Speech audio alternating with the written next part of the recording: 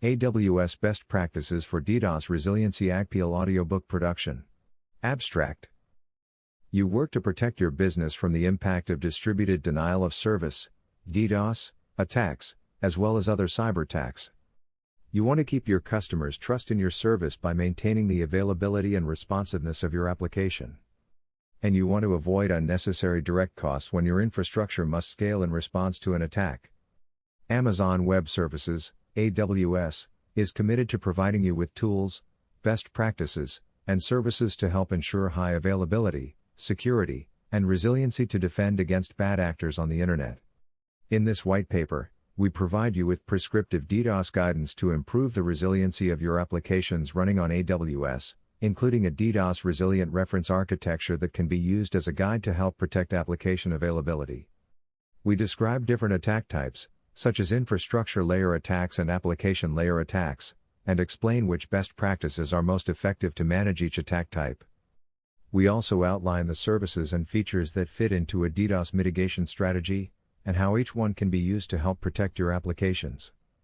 The paper is intended for IT decision makers and security engineers who are familiar with the basic concepts of networking, security, and AWS.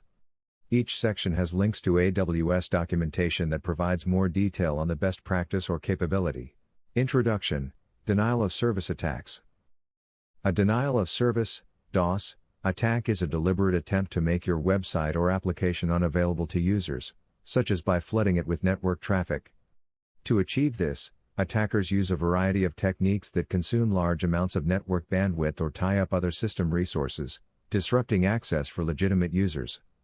In its simplest form, a lone attacker uses a single source to execute a DOS attack against a target, as shown in Figure 1. In a distributed denial of service, DDoS, attack, an attacker uses multiple sources, such as distributed groups of malware-infected computers, routers, IoT devices, and other endpoints, to orchestrate an attack against a target. As illustrated in Figure 2, a network of compromised hosts participates in the attack, generating a flood of packets or requests to overwhelm the target. DDoS attacks are most common at layers 3, 4, 6, and 7 of the Open Systems Interconnection (OSI) model, which is described in Table 1. Layers 3 and 4 attacks correspond to the network and transport layers of the OSI model. We'll refer to these collectively as infrastructure layer attacks. Layer 6 and 7 attacks correspond to the presentation and application layers of the OSI model. We'll address these together as application layer attacks. Examples of these attack types are discussed in the following sections. Infrastructure layer attacks. The most common DDoS attacks, UDP reflection attacks and SYN floods, are infrastructure layer attacks. An attacker can use either of these methods to generate large volumes of traffic that can inundate the capacity of a network or tie up resources on systems like a server, firewall, IPS, or load balancer. While these attacks can be easy to identify, to effectively mitigate them, you must have a network or systems that scale up capacity more rapidly than the inbound traffic flood. This extra capacity is to either filter out or absorb the attack traffic, enabling your system and application to respond to your legitimate customer traffic. UDP reflection attacks. UDP reflection attacks exploit the fact that UDP is a stateless protocol. Attackers can craft a valid UDP request packet listing the attack target's IP as the UDP source IP address. The attacker has now falsified, spoofed, the UDP request packet source IP. An attacker then sends the UDP packet containing the spoofed source IP to an intermediate server. The server is tricked into sending its UDP response packets to the targeted victim IP rather than back to the attacker's IP address. The intermediate server is used because it generates a response that is several times larger than the request packet, effectively amplifying the amount of attack traffic sent to the target IP address. The amplification factor, which is the ratio of response size to request size, varies depending on which protocol the attacker uses, DNS, NTP, or SSDP. For example, the amplification factor for DNS can be 28 to 54 times the original number of bytes. So if an attacker sends a request payload of 64 bytes to a DNS server, they can generate over 3,400 bytes of unwanted traffic to an attack target. Figure 3 illustrates the reflection tactic and amplification effect. SYN flood attacks. When a user connects to a TCP service, like a web server, their client sends a SYN synchronization packet. The server returns a SYN ACK packet in acknowledgement, and, finally, the client responds with an ACK packet, which completes the expected three-way handshake. Figure 4 illustrates this typical handshake.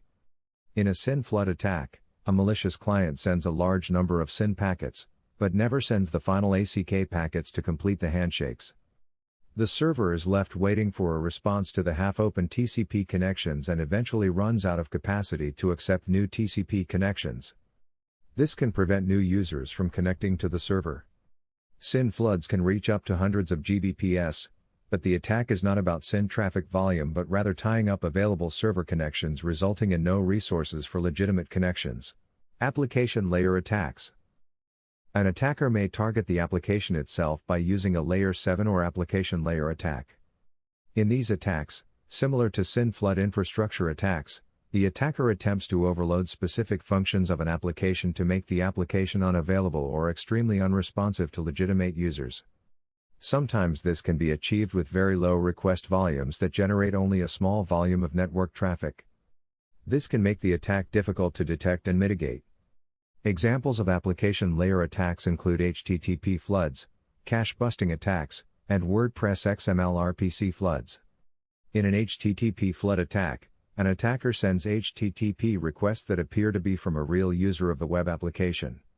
Some HTTP floods target a specific resource, while more complex HTTP floods attempt to emulate human interaction with the application. This can increase the difficulty of using common mitigation techniques like request rate limiting. Cache busting attacks are a type of HTTP flood that uses variations in the query string to circumvent Content Delivery Network (CDN) caching. Instead of being able to return cached results, the CDN must contact the origin server for every page request, and these origin fetches cause additional strain on the application web server.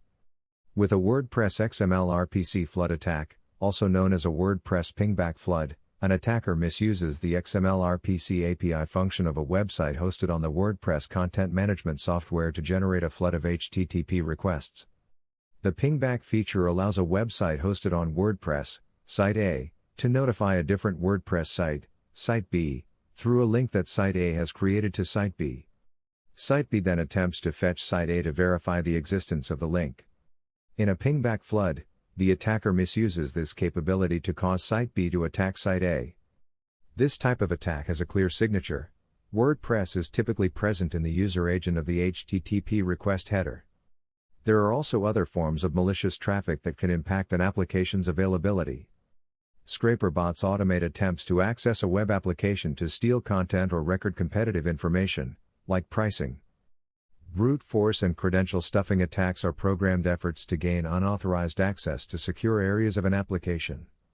These are not strictly DDoS attacks, but their automated nature can look similar to a DDoS attack, and they can be mitigated by implementing some of the same best practices to be covered in this paper.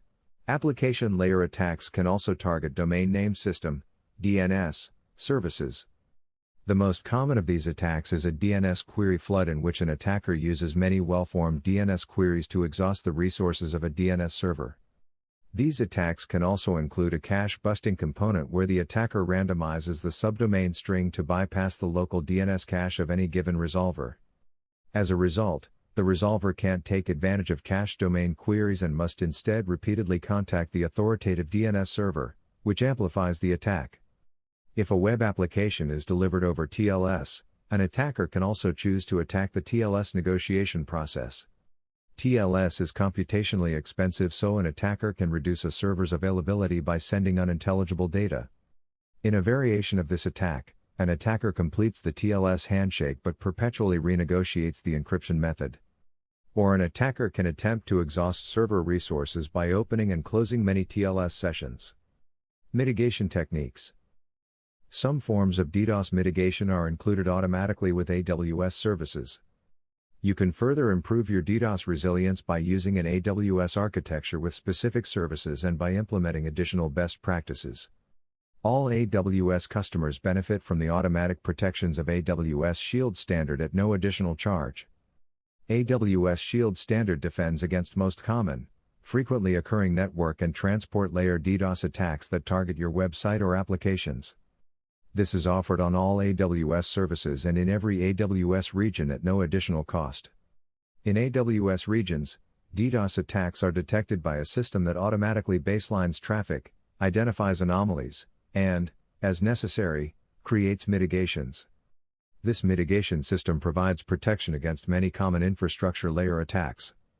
You can use AWS Shield Standard as part of a DDoS-resilient architecture to protect both web and non-web applications.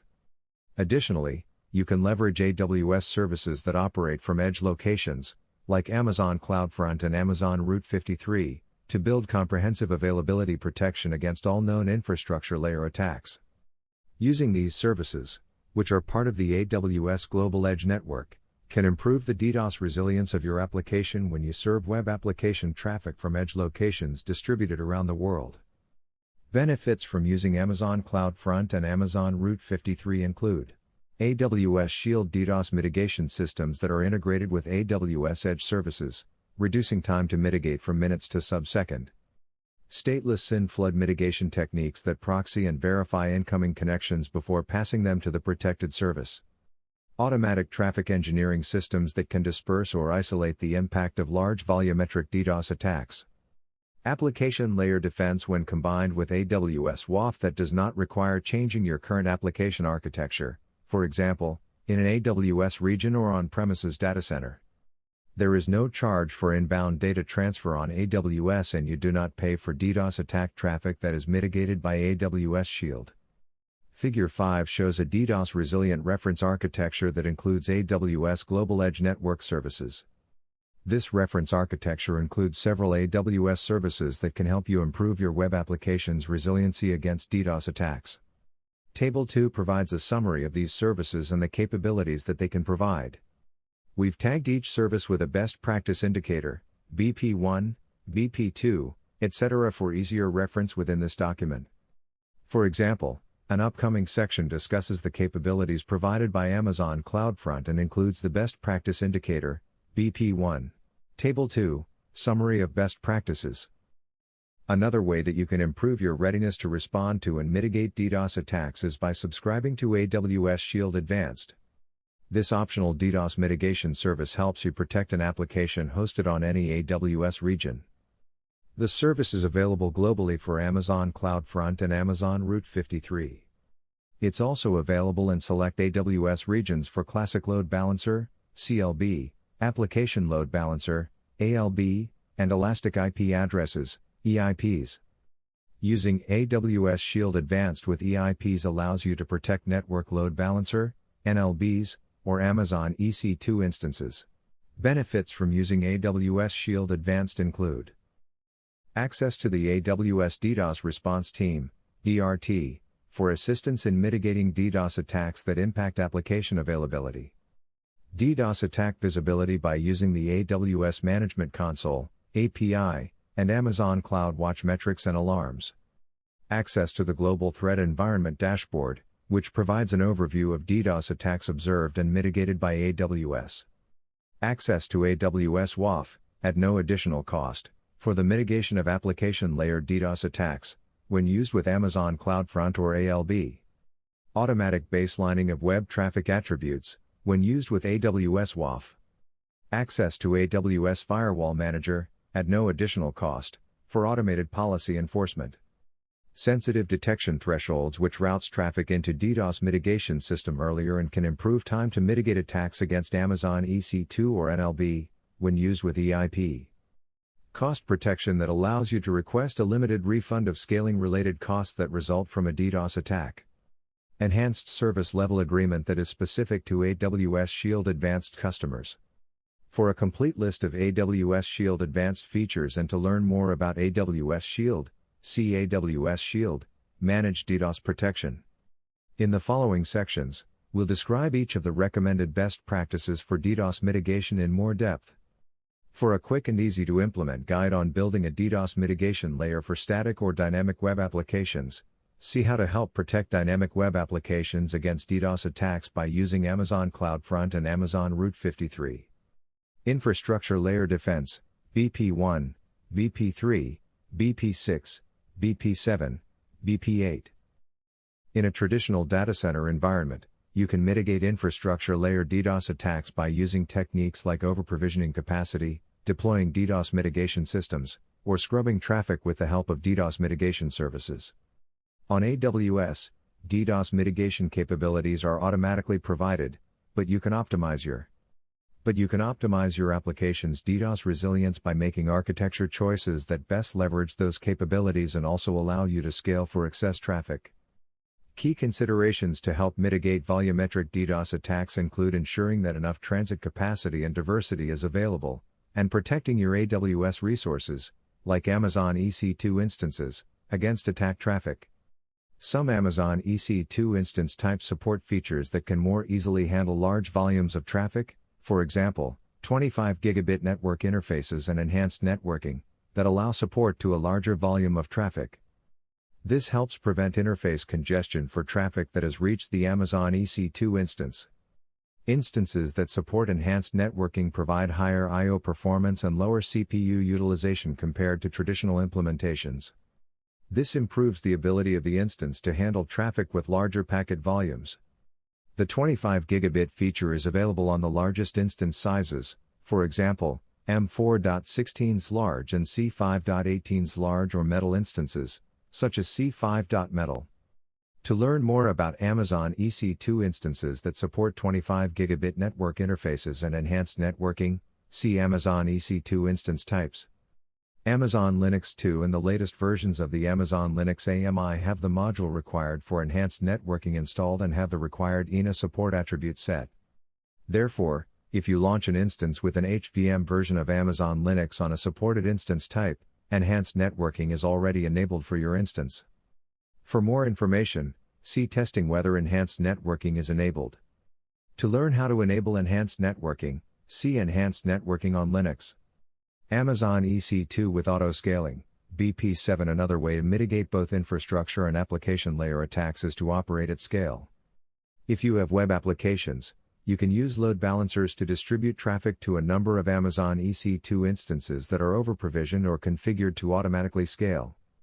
These instances can handle sudden traffic surges that occur for any reason, including a flash crowd or an application layer DDoS attack. You can set Amazon CloudWatch alarms to initiate auto-scaling to automatically scale the size of your Amazon EC2 fleet in response to events that you define, such as CPU, RAM, network I/O and even custom metrics. This approach protects application availability when there's an unexpected increase in request volume. If you use Amazon CloudFront, Application Load Balancer, Classic Load Balancers or Network Load Balancer with your application, TLS negotiation is handled by the distribution, Amazon CloudFront, or by the load balancer. This helps protect your instances from being impacted by TLS-based attacks by scaling to handle legitimate requests as well as TLS abuse attacks. To learn more about using Amazon CloudWatch to invoke auto-scaling, see Monitoring your auto-scaling groups and instances using Amazon CloudWatch.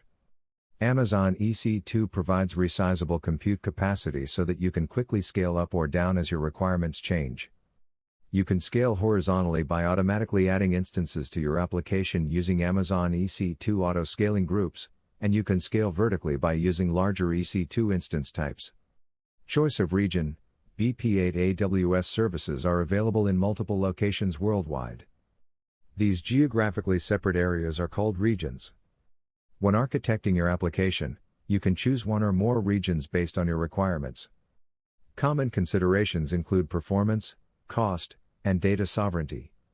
In each region, AWS provides access to a unique set of internet connections and peering relationships to provide optimal latency and throughput to users in those areas. It is also important to consider DDoS resiliency when you choose the regions for your application. Many regions are close to internet exchanges, so they have more connectivity to major networks. Being close to exchanges where international carriers and large peers have a strong presence can help give you the internet capacity to mitigate larger attacks. To learn more about choosing a region, see Regions and Availability Zones.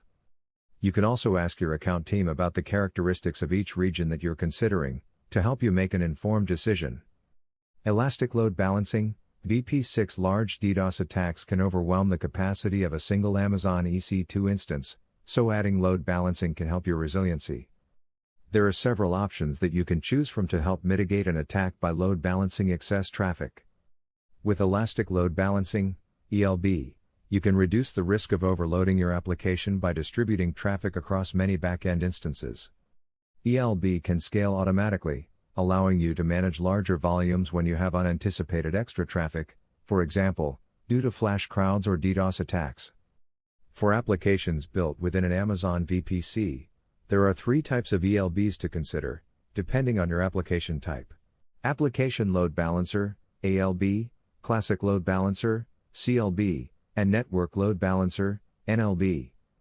For web applications, you can use ALB to route traffic based on its content and accept only well-formed web requests. This means that many common DDoS attacks, like SYN floods or UDP reflection attacks, will be blocked by ALB, protecting your application from the attack. When ALB detects these types of attacks, it automatically scales to absorb the additional traffic. This scaling activities are transparent for AWS customers and do not affect your bill. To learn more about protecting web applications with ALB, see Getting Started with Application Load Balancers. For TCP-based applications, you can use NLB to route traffic to targets, for example, Amazon EC2 instances, at ultra-low latency. One key consideration with NLB is that any traffic that reaches the load balancer on a valid listener will be routed to your targets, not absorbed. However, customers using AWS Shield Advanced can configure DDoS protection for elastic IP addresses, EIPs. By assigning an EIP per availability zone to the NLB, AWS Shield Advanced will apply the relevant DDoS protections for the NLB traffic. To learn more about protecting TCP applications with NLB, see Getting Started with Network Load Balancers. Leverage AWS Edge Locations for Scale, BP1, BP3 access to highly scaled, diverse internet connections can significantly increase your ability to optimize latency and throughput to users, to absorb DDoS attacks, and to isolate faults while minimizing the impact on your application's availability. AWS Edge Locations provide an additional layer of network infrastructure that provides these benefits to any web application that uses Amazon CloudFront and Amazon Route 53. When you use these services, your content is served and DNS queries are resolved from locations that are often closer to your users. Web Application Delivery at the Edge, BP1, Amazon CloudFront is a service that can be used to deliver your entire website, including static, dynamic, streaming, and interactive content. Persistent connections and variable time to live, TTL, settings can be used to offload traffic from your origin, even if you are not serving cacheable content. These features mean that using Amazon CloudFront reduces the number of requests and TCP connections back to your origin, which helps protect your web application from HTTP floods. Amazon CloudFront only accepts well-formed connections, which helps prevent many common DDoS attacks, like SYN floods and UDP reflection attacks, from reaching your origin. DDoS attacks are also geographically isolated close to the source, which prevents the traffic from impacting other locations. These capabilities can greatly improve your ability to continue serving traffic to users during large DDoS attacks. You can use Amazon CloudFront to protect an origin on AWS or elsewhere on the Internet. If you're using Amazon S3 to serve static content on the Internet, you should use Amazon CloudFront to protect your bucket. You can use Origin Access Identify, OAI, to ensure that users only access your objects by using CloudFront URLs. To learn more about OAI, see Restricting Access to Amazon S3 Content by using an Origin Access Identity. To learn more about protecting and optimizing the performance of web applications using Amazon CloudFront, see Getting Started with CloudFront. Domain Name Resolution at the Edge, BP3 Amazon Route 53 is a highly available and scalable domain name system, DNS, service that can be used to direct traffic to your web application. It includes advanced features like traffic flow, latency-based routing, GeoDNS, and health checks and monitoring that allow you to control how the service responds to DNS requests, to improve the performance of your web application and to avoid site outages. Amazon Route 53 uses techniques like shuffle sharding and anycast striping that can help users access your application even if the DNS service is targeted by a DDoS attack. With shuffle sharding, each named server in your delegation set corresponds to a unique set of edge locations and internet paths. This provides greater fault tolerance and minimizes overlap between customers. If one named server in the delegation set is unavailable, users can retry and receive a response from another named server at a different edge location. Anycast striping allows each DNS request to be served by the most optimal location, spreading the network load and reducing DNS latency. In turn, this provides a faster response for users. Additionally, Amazon Route 53 can detect anomalies in the source and volume of DNS queries, and prioritize requests from users that are known to be reliable. To learn more about using Amazon Route 53 to route users to your application, see Getting Started with Amazon Route 53. Application Layer Defense, BP1, BP2. Many of the techniques discussed in this paper are effective at mitigating the impact that infrastructure layer DDoS attacks have on your application's availability. To also defend against application layer attacks requires you to implement an architecture that allows you to specifically detect, scale to absorb, and block malicious requests. This is an important consideration because network-based DDoS mitigation systems are generally ineffective at mitigating complex application layer attacks. Detect and filter malicious web requests, BP1, BP2. When your application runs on AWS, you can leverage both Amazon CloudFront and AWS WAF to help defend against application layer DDoS attacks. Amazon CloudFront allows you to cache static content and serve it from AWS edge locations, which can help reduce the load on your origin. It can also help reduce server load by preventing non-web traffic from reaching your origin. Additionally, CloudFront can automatically close connections from slow reading or slow writing attackers, for example, slow LoRa's. By using AWS WAF, you can configure web access control lists, web ACLs, on your CloudFront distributions or application load balancers to filter and block requests based on request signatures. Each web ACL consists of rules that you can configure to string match or regex match one or more request attributes, such as the URI, query string, HTTP method, or header key. In addition, by using AWS WAF's rate-based rules, you can automatically block the IP addresses of bad actors when request matching a rule exceed a threshold that you define. Requests from offending client IP addresses will receive 403 forbidden error responses and will remain blocked until request rates drop below the threshold. This is useful for mitigating HTTP flood attacks that are disguised as regular web traffic.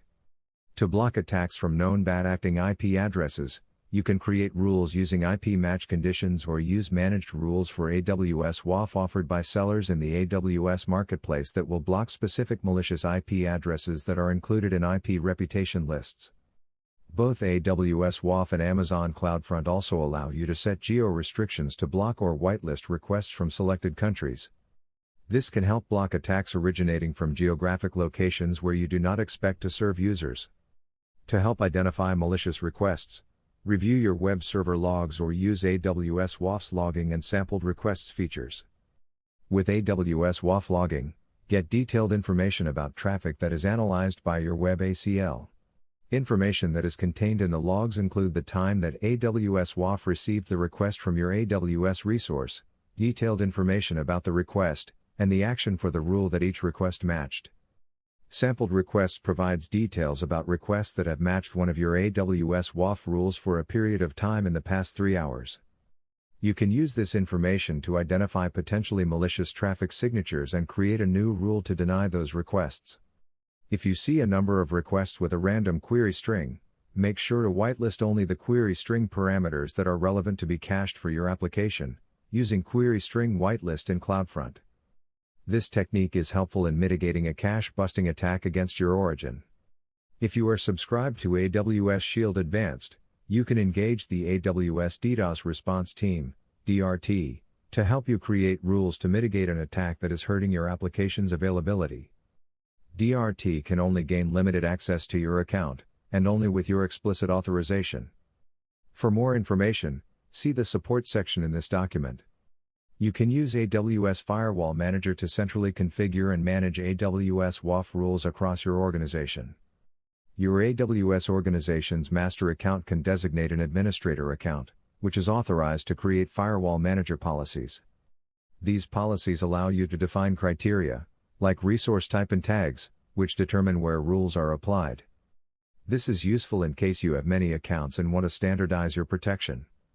Firewall Manager also allows you to create policies that manage AWS Shield protected resources and VPC security groups. To learn more about using geo-restriction to limit access to your Amazon CloudFront distribution, see restricting the geographic distribution of your content. To learn more about using AWS WAF, see Getting Started with AWS WAF, logging web ACL traffic information, and viewing a sample of web requests. To learn more about configuring rate-based rules, see Protect websites and services using rate-based rules for AWS WAF. To learn how to manage the deployment of AWS WAF rules across your AWS resources with AWS Firewall Manager, see Getting Started with AWS Firewall Manager to enable AWS WAF Classic rules. Attack surface reduction. Another important consideration when architecting an AWS solution is to limit the opportunities an attacker has for targeting your application. For example, if you do not expect users to directly interact with certain resources, you can make sure that those resources are not accessible from the internet. Similarly, if you do not expect users or external applications to communicate with your application on certain ports or protocols, you can make sure that that traffic is not accepted. This concept is known as attack surface reduction. In this section, we provide best practices to help you reduce your attack surface and limit your application's internet exposure. Resources that are not exposed to the internet are more difficult to attack, which limits the options an attacker has to target your application's availability.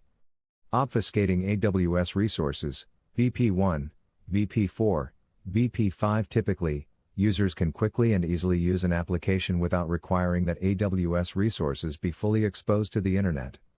For example, when you have Amazon EC2 instances behind an ELB, the instances themselves might not need to be publicly accessible.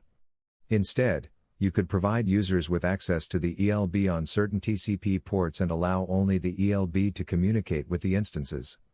You can set this up by configuring security groups and network access control lists, NACLs, within your Amazon Virtual Private Cloud, VPC. Amazon VPC allows you to provision a logically isolated section of the AWS cloud where you can launch AWS resources in a virtual network that you define. Security groups and NACLs are similar in that they allow you to control access to AWS resources within your VPC. But security groups allow you to control inbound and outbound traffic at the instance level, while NACLs offer similar capabilities at the VPC subnet level. There is no additional charge for using security groups or NACLs. Security groups and network access control lists, NACLs, VP5. You can specify security groups when you launch an instance, or you can associate the instance with a security group at a later time. All internet traffic to a security group is implicitly denied unless you create an allow rule to permit the traffic.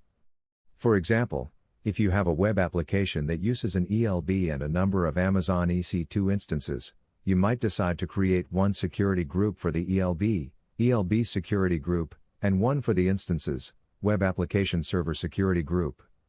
You can then create an allow rule to permit internet traffic to the ELB security group, and another rule to permit traffic from the ELB security group to the Web Application Server Security Group. This ensures that internet traffic can't directly communicate with your Amazon EC2 instances, which makes it more difficult for an attacker to learn about and impact your application. When you create NACLs, you can specify both allow and deny rules.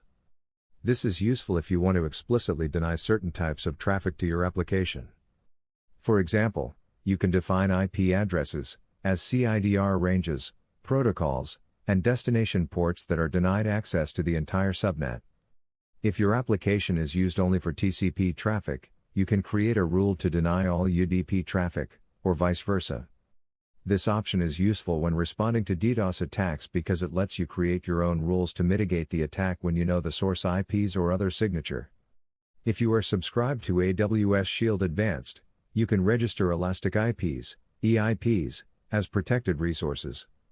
DDoS attacks against EIPs that have been registered as protected resources are detected more quickly, which can result in a faster time to mitigate.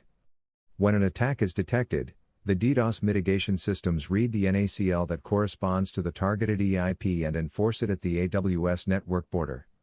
This significantly reduces your risk of impact from a number of infrastructure layer DDoS attacks. To learn more about configuring security groups and NACLs to optimize for DDoS resiliency, see how to help prepare for DDoS attacks by reducing your attack surface. To learn more about using AWS Shield Advanced with EIPs as protected resources, see the steps to activate AWS Shield Advanced. Protecting your origin, BP1, BP5. If you're using Amazon CloudFront with an origin that is inside of your VPC, you should use an AWS Lambda function to automatically update your security group rules to allow only Amazon CloudFront traffic. This improves your origin's security by helping to ensure that malicious users cannot bypass Amazon CloudFront and AWS WAF when accessing your web application. To learn more about how to protect your origin by automatically updating your security groups, see how to automatically update your security groups for Amazon CloudFront and AWS WAF by using AWS Lambda. You may also want to ensure that only your Amazon CloudFront distribution can forward requests to your origin. With edge-to-origin request headers, you can add or override the value of existing request headers when Amazon CloudFront forwards requests to your origin. You can use the X shared secret header to help validate that requests made to your origin were sent from Amazon CloudFront. To learn more about protecting your origin with an X shared secret header, see forwarding custom headers to your origin. Protecting API endpoints, BP4. Typically, when you must expose an API to the public, there is a risk that the API front-end could be targeted by a DDoS attack. To help reduce the risk, you can use Amazon API Gateway as an entryway to applications running on Amazon EC2, AWS Lambda, or elsewhere.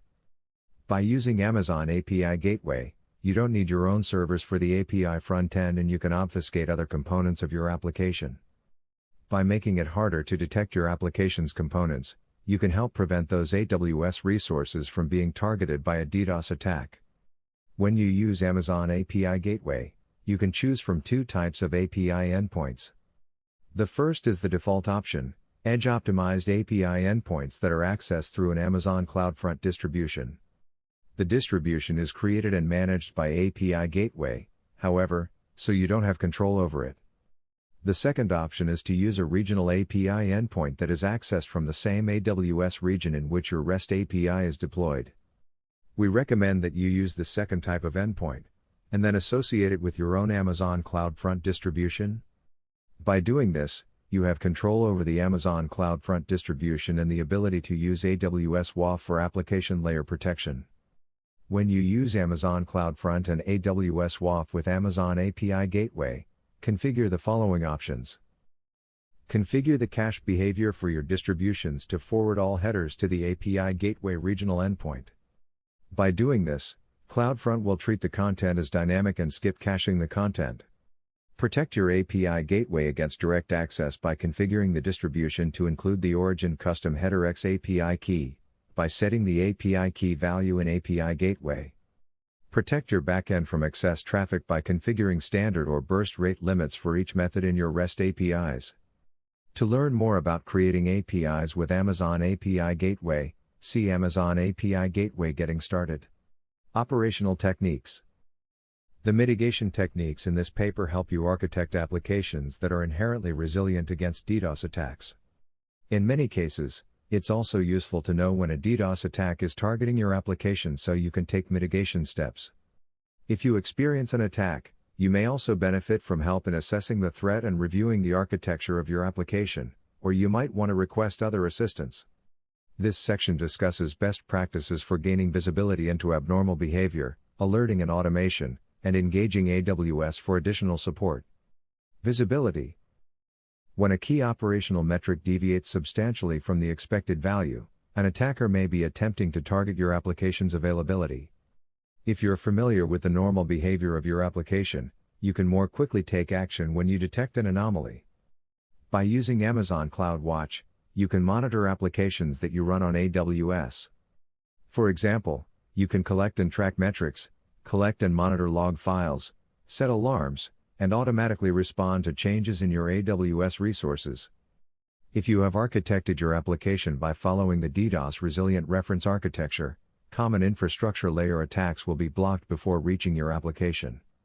If you are subscribed to AWS Shield Advanced, you have access to a number of CloudWatch metrics that can indicate that your application is being targeted. For example, you can configure alarms to notify you when there is a DDoS attack in progress, so you can check your application's health and decide whether to engage DRT. You can configure the DOS detected metric to tell you if an attack has been detected. If you want to be alerted based on the attack volume, you can also use the DOS attack bits per second, DOS attack packets per second, or DOS attack requests per second metrics. You can monitor these metrics by integrating Amazon CloudWatch with your own tools or by using tools provided by third parties, such as Slack or PagerDuty. An application layer attack can elevate many Amazon CloudWatch metrics. If you're using AWS WAF, you can use CloudWatch to monitor and alarm on increases in requests that you've set in WAF to be allowed, counted, or blocked. This allows you to receive a notification if the level of traffic exceeds what your application can handle. You can also use Amazon CloudFront, Amazon Route 53, ALB, NLB, Amazon EC2, and auto-scaling metrics that are tracked in CloudWatch to detect changes that can indicate a DDoS attack. For a description of Amazon CloudWatch metrics that are commonly used to detect and react to DDoS attacks, see Table 3. Table 3, Recommended Amazon CloudWatch Metrics. View figure. To learn more about using Amazon CloudWatch to detect DDoS attacks on your application, see Getting Started with Amazon CloudWatch. AWS includes several additional metrics and alarms to notify you about an attack and to help you monitor your application's resources. The AWS Shield Console or API provide a summary and details about attacks that have been detected. In addition, the Global Threat Environment Dashboard provides summary information about all DDoS attacks that have been detected by AWS. This information may be useful to better understand DDoS threats across a larger population of applications as well as attack trends, and comparing with attacks that you may have observed. Another tool that can help you gain visibility into traffic that is targeting your application is VPC flow logs. On a traditional network, you might use network flow logs to troubleshoot connectivity and security issues, and to make sure that network access rules are working as expected.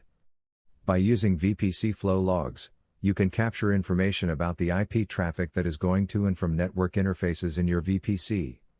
Each flow log record includes the following: source and destination IP addresses, source and destination ports, protocol, and the number of packets and bytes transferred during the capture window. You can use this information to help identify anomalies in network traffic and to identify a specific attack vector. For example, most UDP reflection attacks have specific source ports, such as source port 53 for DNS reflection. This is a clear signature that you can identify in the flow log record. In response, you might choose to block the specific source port at the instance level or create a NACL rule to block the entire protocol if your application doesn't require it. To learn more about using VPC flow logs to identify network anomalies and DDoS attack vectors, see VPC flow logs and VPC flow logs, log and view network traffic flows. Support. It is important to create a response plan for DDoS attacks before an actual event. The best practices outlined in this paper are intended to be proactive measures that you implement before you launch an application, but DDoS attacks against your application might still occur. Review the options in this section to determine the support resources that are best suited for your scenario. Your account team can evaluate your use case and application, and assist with specific questions or challenges that you have. If you're running production workloads on AWS, consider subscribing to Business Support, which provides you with 24/7 access to cloud support engineers who can assist with DDoS attack issues. If you're running mission-critical workloads, consider Enterprise Support, which provides the ability to open critical cases and receive the fastest response from a senior cloud support engineer. If you're subscribed to AWS Shield Advanced and are also subscribed to either Business Support or Enterprise Support, you can escalate to the AWS DDoS Response Team, DRT, if you have a DDoS-related event that impacts your application's availability. If your application's responsiveness is degraded because of a DDoS attack, you can connect with a live AWS support representative. Another option is to use the AWS Shield Engagement Lambda function to more quickly initiate contact with the DRT. For example, you can use an AWS IoT button to trigger the AWS Lambda function if you have an emergency situation. When you press the button, a case is automatically opened with AWS support and DRT is notified immediately. You receive a direct reply for your case that includes an Amazon Chime conference bridge that you can join to interact with AWS support and DRT.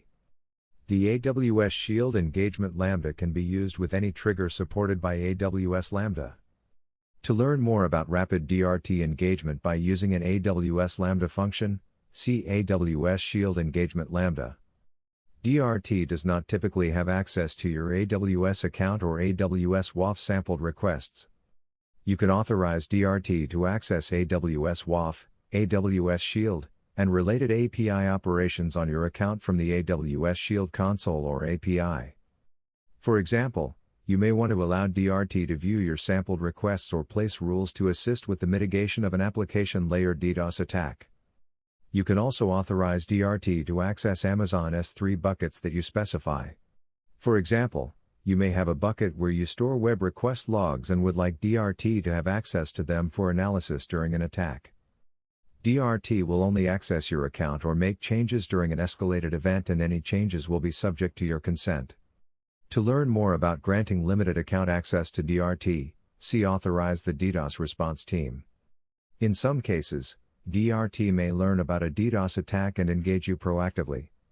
If there are specific points of contact who should be engaged during DRT-driven escalation, you can add them in the AWS Shield console by accessing the Additional Contacts section and selecting Summary followed by Edit. Conclusion. The best practices outlined in this paper can help you build a DDoS-resilient architecture that protects your application's availability by preventing many common infrastructure and application layer DDoS attacks. The extent to which you follow these best practices when you architect your application will influence the type, vector, and volume of DDoS attacks that you can mitigate.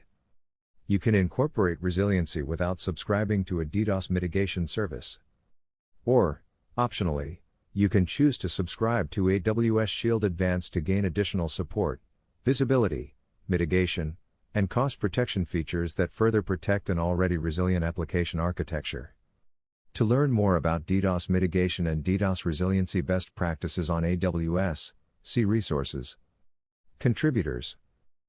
The following individuals and organizations contributed to this document: Andrew Kiggins, AWS Solutions Architect; Jeffrey Lyon, AWS Perimeter Protection; Akraf Suk, AWS Solutions Architect; Tino Tran, AWS Solutions Architect; Yoshihisa Nakatani, AWS Solutions Architect; Till Hohenberger, AWS Solutions Architect.